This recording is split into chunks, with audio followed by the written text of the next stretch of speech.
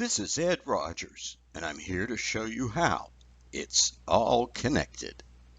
To avoid despair over what's happening around us, we must try to see current events from God's perspective instead of our own.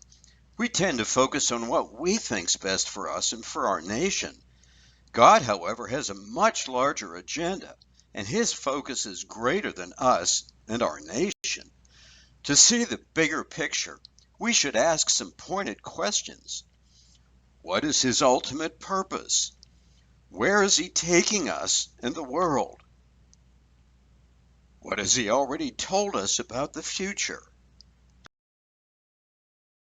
My meme is "It's all connected."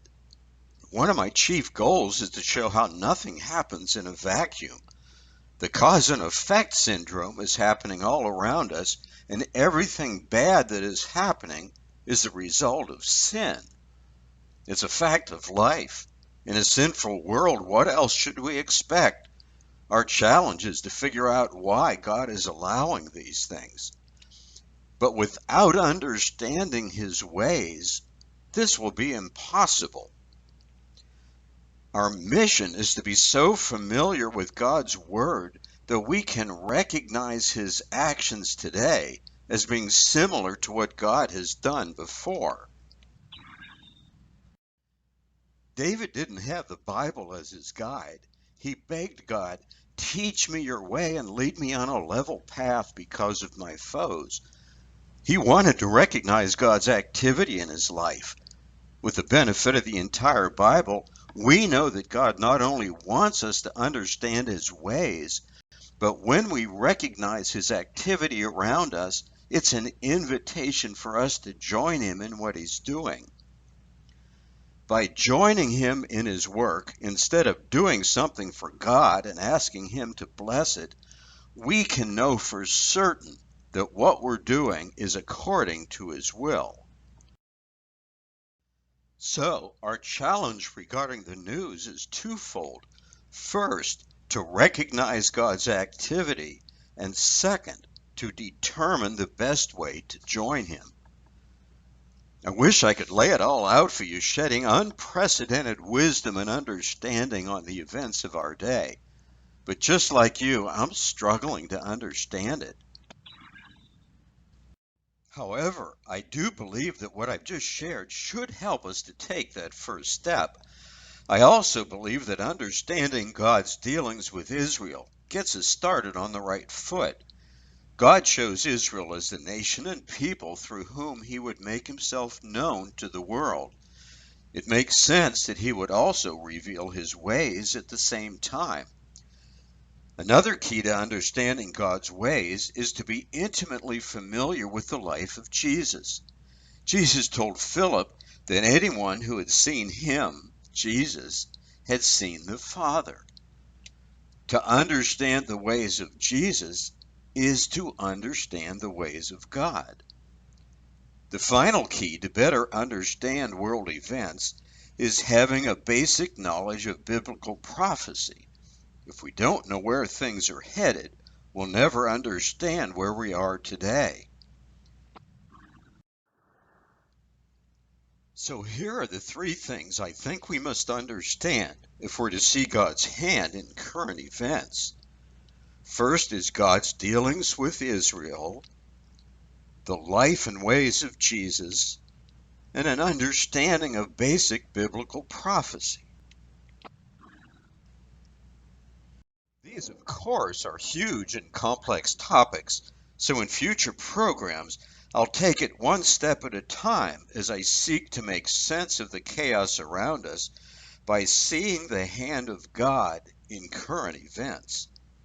For today, let's just take a brief look at each of the three keys we must understand. I'll mention what first came to mind as I considered each topic. Regarding Israel, God brought judgment when Israel refused to obey him and turned to false gods. In the prophecies of Ezekiel, God repeatedly gave his reason. So they will know that I am God. Both after bringing judgment and doing good for them. Regarding the life of Jesus, he came that we may have abundant life, but he showed by example that real joy comes from denying ourselves, serving others, and seeing everything from God's point of view. Jesus' ultimate mission was to redeem mankind, restoring the relationship that had been so horribly damaged by sin. Now, I imagine at this point you're thinking, what does this have to do with current events? I just ask you to stay with me. I will show you how it's all connected.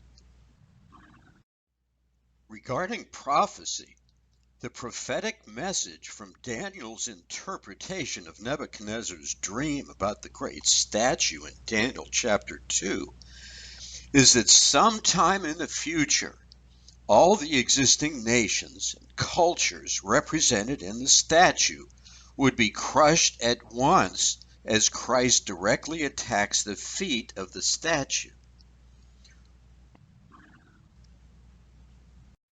What this means for us is that at some point in time, the key players on the world stage, the contemporary versions of the empires of Babylon, Persia, Greece, and Rome, will all fall suddenly and decisively at the same time at the hands of a direct attack by Jesus Christ.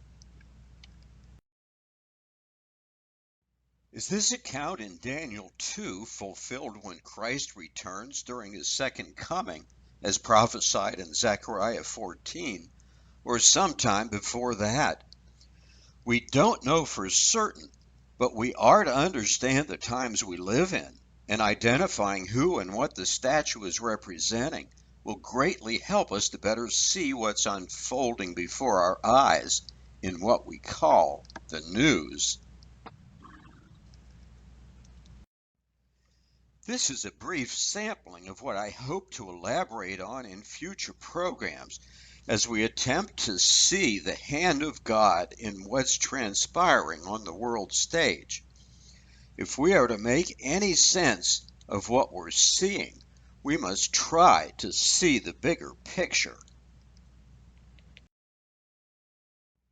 And lastly, to lighten things up a bit as I close, here's my thought for today. Never be afraid to try something new. Remember, amateurs built the Ark. Professionals built the Titanic. I'm just saying. And now you know. I invite you to check out my website at edrogers.net, where you'll see my books, my blogs, and sign up for my twice-weekly blog or newsletter. Until our next program, this is Ed Rogers, showing you how. It's all connected.